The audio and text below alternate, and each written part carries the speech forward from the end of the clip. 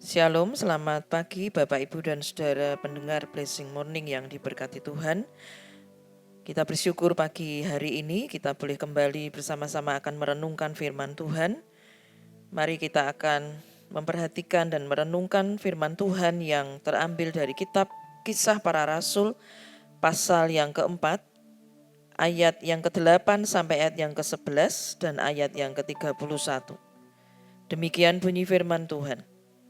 Maka jawab Petrus, penuh dengan Roh Kudus, "Hai pemimpin-pemimpin umat dan tua-tua, jika kami sekarang harus diperiksa karena suatu kebajikan kepada seorang sakit dan harus menerangkan dengan kuasa manakah orang itu disembuhkan, maka ketahuilah oleh kamu sekalian dan oleh seluruh umat Israel, bahwa dalam nama Yesus Kristus orang Nazaret yang telah kamu salibkan, tetapi yang telah dibangkitkan Allah dari antara orang mati, bahwa oleh karena Yesus itulah orang ini berdiri dengan sehat sekarang di depan kamu.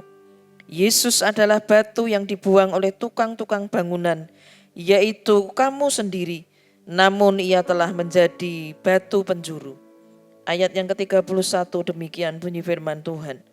Dan ketika mereka sedang berdoa, goyanglah tempat mereka berkumpul itu, dan mereka semua penuh dengan Roh Kudus, lalu mereka memberitakan firman Allah dengan berani. Mari kita berdoa. Saat ini ya Roh Kudus, kami datang merendahkan diri kami di hadapan Engkau.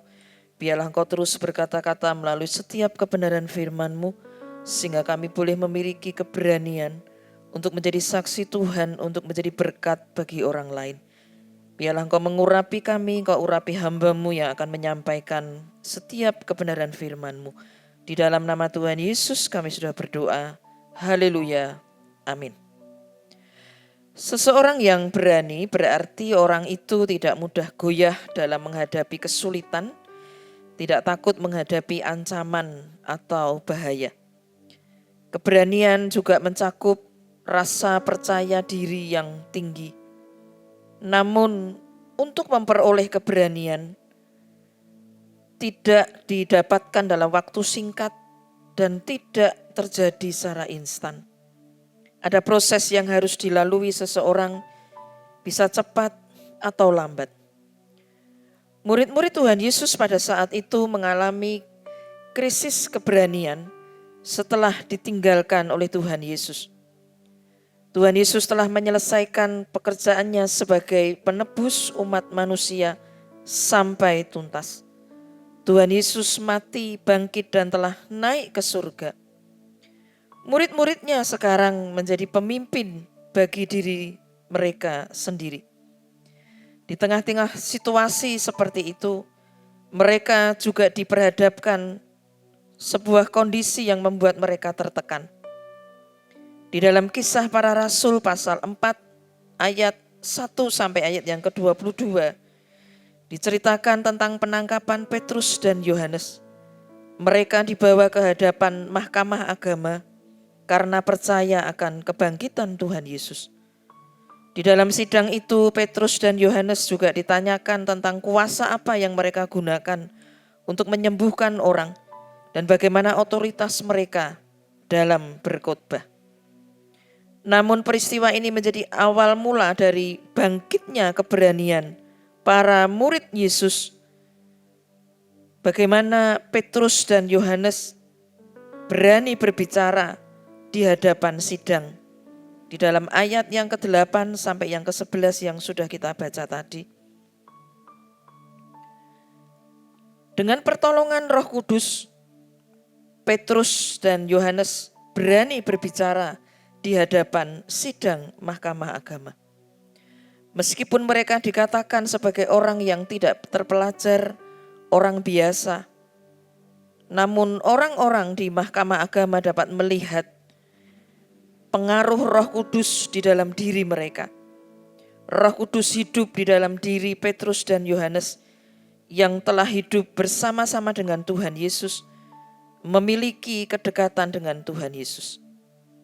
Kehidupan mereka diubah sehingga membuat orang-orang pada waktu itu yakin tentang kuasa Kristus di dalam diri Petrus dan Yohanes. Iman kepada Tuhan Yesus dapat mengubah ketakutan menjadi keberanian. Di dalam Kisah Para Rasul pasal 4 ayat yang ke-21, Petrus dan Yohanes pada akhirnya dilepaskan dan tidak ada alasan untuk menghukum mereka. Dan juga ada banyaknya orang-orang yang memuji Allah. Di dalam Kisah Para Rasul pasal yang keempat ayat yang ke-8 dengan jelas dikatakan, maka jawab Petrus penuh dengan Roh Kudus. Sekalipun mereka orang biasa, orang yang tidak terbelajar, tetapi karena penuh dengan Roh Kudus, maka iman Petrus dan Yohanes menunjukkan kepada orang-orang di mahkamah agama bahwa ada Roh Kudus yang menjadi penolong dan menjadikan mereka berani menghadapi mereka semua. Mungkin kita tidak merasakan apa yang telah terjadi dalam kehidupan kita. Ada sebuah perubahan. Kita yang dahulu mungkin tidak berani berbicara, tidak berani bersaksi, kurang berani hidup dalam kebenaran dan kebaikan. Namun ketika kita meminta kehadiran Roh Kudus untuk memberikan keberanian, kita menjadi seperti Petrus dan Yohanes, seperti murid-murid pada waktu itu. Mereka penuh dengan Roh Kudus sehingga berani menjadi saksi Kristus. Demikian juga dengan kehidupan kita.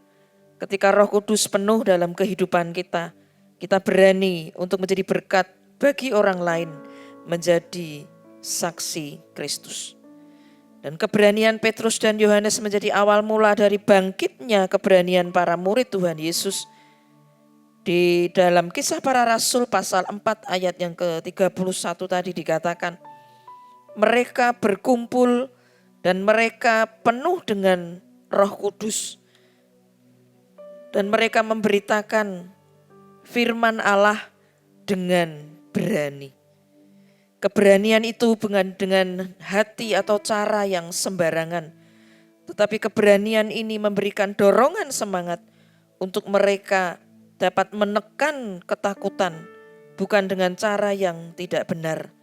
Tetapi firman Tuhan dengan jelas mengatakan mereka semua penuh dengan Roh Kudus, lalu memberitakan firman Allah dengan keberanian. Oleh karena itu, Bapak, Ibu, dan Saudara yang dikasihi Tuhan, biarlah kita memiliki keberanian untuk menjadi saksi Kristus. Kita juga melihat ada kesempatan-kesempatan yang Tuhan berikan kepada kita untuk kita berani bersaksi di tengah-tengah komunitas kita, lingkungan, di tengah keluarga kita, sehingga itu menjadi latihan bagi kita untuk berani menjadi saksi Kristus. Oleh karena kehadiran Roh Kudus, oleh karena kita dipenuhi dengan Roh Kudus. Amin. Mari kita bersama-sama berdoa. Kami bersyukur untuk kebenaran firman Tuhan pada pagi hari ini. Kami boleh melihat Tuhan, kesaksian dari Petrus dan Yohanes dan murid-murid Yesus ketika itu. Mereka harus mandiri, mereka harus lebih bergantung kepadamu Tuhan. Dan kuasa Allah Roh Kudus ketika dicurahkan, menjadikan mereka berani untuk menjadi saksimu. Biarlah Tuhan Kau menolong kami semua, memampukan kami Tuhan, untuk kami pun dapat menjadi saksi Kristus dimanapun kami berada. Tuhan, biarlah Kau juga memberkati untuk seluruh pendengar Blessing Morning, dengan seluruh pergumulan mereka Tuhan. Apapun yang saat ini kami hadapi, biarlah kami tetap berani untuk menjadi saksi-saksi Kristus. Terima kasih Tuhan. Kami bersyukur untuk kebenaran firman-Mu pada pagi hari ini. Terimalah berkat Tuhan Bapak, Ibu, dan Saudara. Tuhan memberkati engkau.